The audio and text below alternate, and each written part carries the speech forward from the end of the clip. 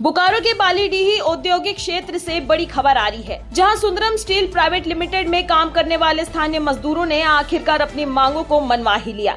बीते कुछ दिनों से मजदूर न्यूनतम मजदूरी और अन्य सुविधाओं की मांग को लेकर प्लांट गेट पर अनिश्चितकालीन जाम लगाए हुए थे। आंदोलन इतना प्रभावशाली था कि प्लांट में गाड़ियों की आवाजाही पूरी तरह ठप हो गई थी। मजदूरों की मांग थी कि उन्हें 2021 के गजट के अनुसार तय न्यूनतम मजदूरी नहीं मिल रही है।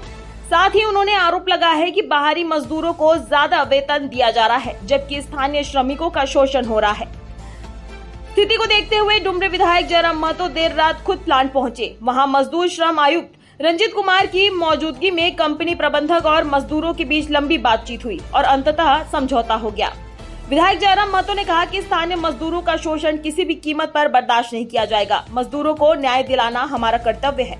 समझौते के अनुसार मजदूरों के वेतन में 1050 रूपए की बढ़ोतरी की गई है। उन्हें हर महीने पे स्लिप दी जाएगी। मजदूरों की सेफ्टी से जुड़ी समस्याएं भी जल्द ही दूर करने का आश्वासन मिला है। वेतन वृद्धि को लेकर इनकी हड़ताल थी और कंपनी के ऑनर से ही वार्ता हुई।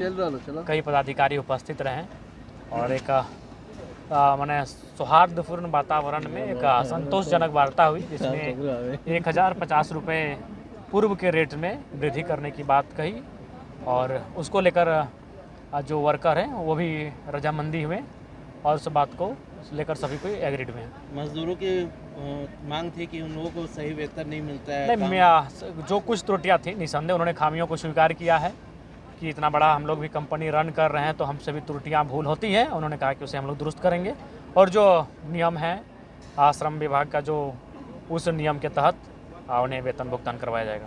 यहाँ पर जो है सुबह से ही जो है गेट जाम किया गया था सुंदरम स्टील का, और इसमें मेन मुद्दा जो था वो पेमेंट को लेकर था। उनका था कि मिनिमम वेजेज के हिसाब से हम लोग को पेमेंट नहीं मिल रहा है। तो हम लोगों ने कंपनी से बात की, कंपनी से हम लोगों ने रिकॉर्ड निकाला तो कई कई थोड़ी बहुत विसंगतियाँ हैं, लेकिन बहुत ज़्यादा जो है वो हेरफेर नहीं है।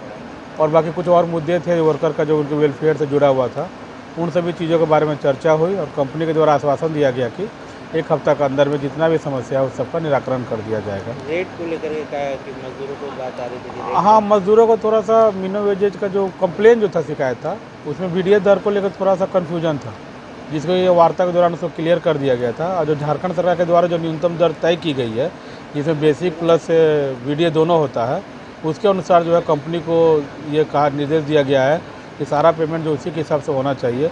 और अगर उसमें 1-2 जो कहीं जो विसंगतियाँ मिली है उसमें एरियर के साथ भुगतान करने का उनको आदेश दिया गया है। देखिए, हम लोग यहाँ पर कार्य करते हैं मोटा मोटी 15 साल से, ठीक है, लेकिन हम लोग का यहाँ नियमित मजदूरी नहीं दिया जाता है और हम लोग के ऊपर शोषण किया जाता है कि कोई चीज़ पे स्लिप का मांग करते हैं तो बोलता है कि काम करना है तो करो, नहीं तो गेट का बाहर जाओ, और बोलता है कि लोकल को नहीं रखेंगे इस प्लान में। और बंगाल से 200 आदमी लाया है, उसका सैलरी है 30 से प्लस सबका, और हम लोग को कितना मिलता है 10,160 रुपया 8 घंटा का, 10,160 रुपया। और वही जो बंगाल से जो आया है उन लोग को 30 प्लस है सबका। यह मामला बताते हुए जब मजदूर एकजुट होते हैं और राजनीतिक नेतृत्व साथ देता है तो समस्याओं का हल निकलता है। ऐसे ही ग्राउंड रिपोर्ट्स और जन सरोकार की खबरों के लिए जुड़े रहिए मुनादी लाइव के साथ।